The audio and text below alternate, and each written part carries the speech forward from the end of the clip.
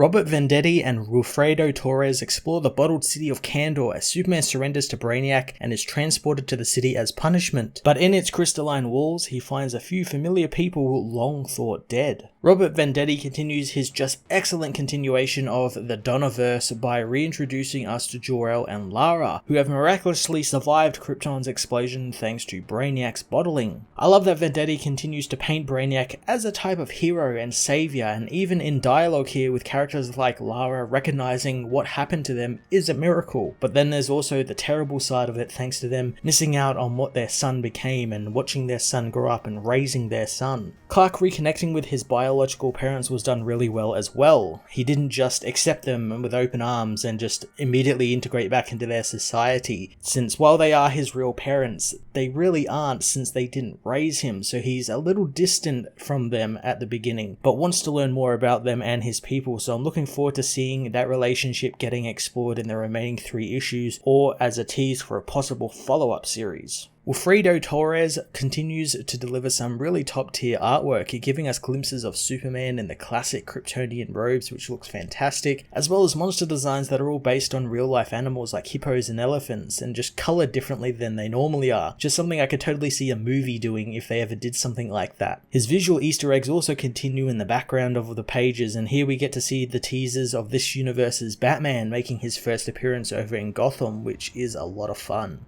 Superman 78 issue 3 continues to explore the Donnerverse really well, giving us a heartfelt family reunion while also continuing to develop the interesting direction Venditti has for the series villains. I'm going to give this issue a 10 out of 10.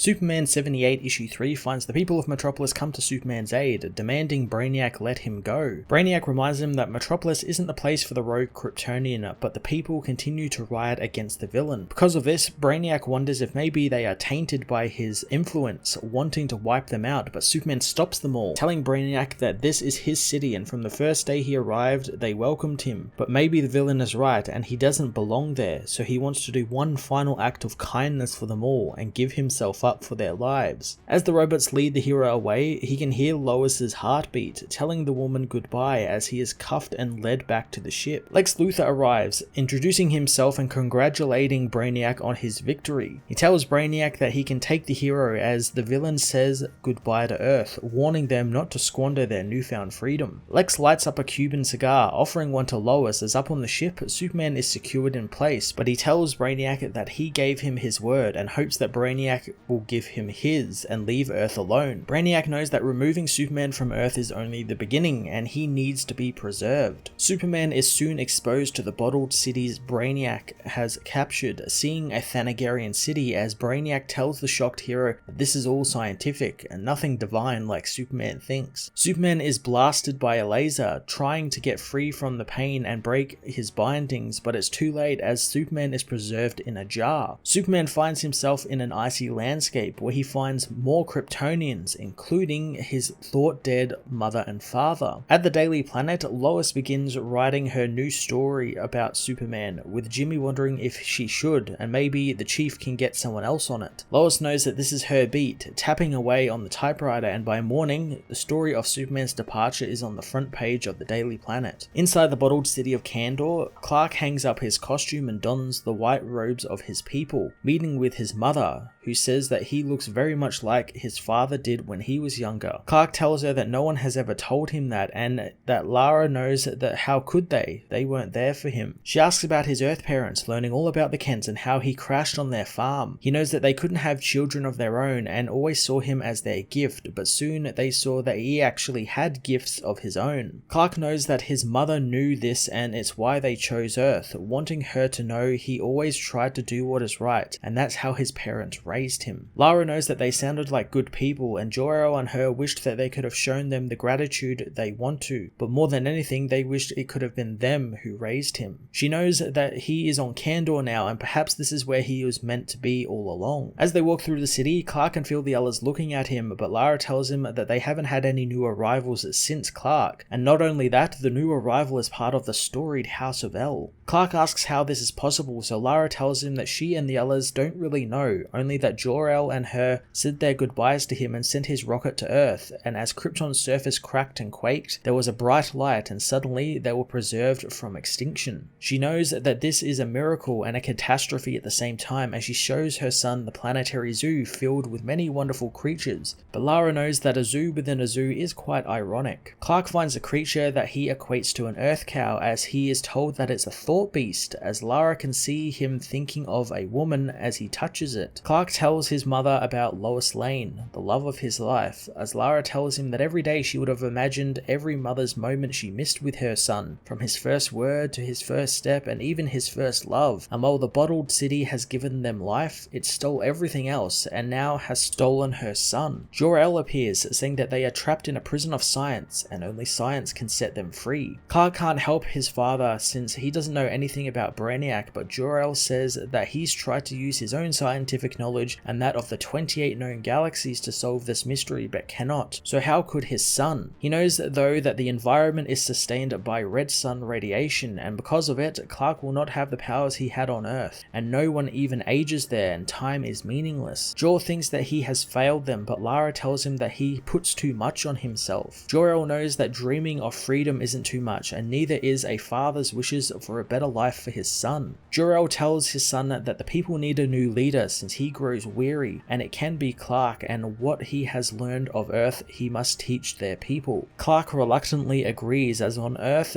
Jimmy delivers a letter to Lois about someone who claims to know where Superman is, giving her a place to meet. Heading to the warehouse district, Lois is kidnapped by Lex Luthor, who takes the woman to his lair, and once the woman awakens, tells her to pay attention, since Brainiac is about to learn that he is the most devious criminal intelligence in the universe, and he is going to bring Superman back to Earth.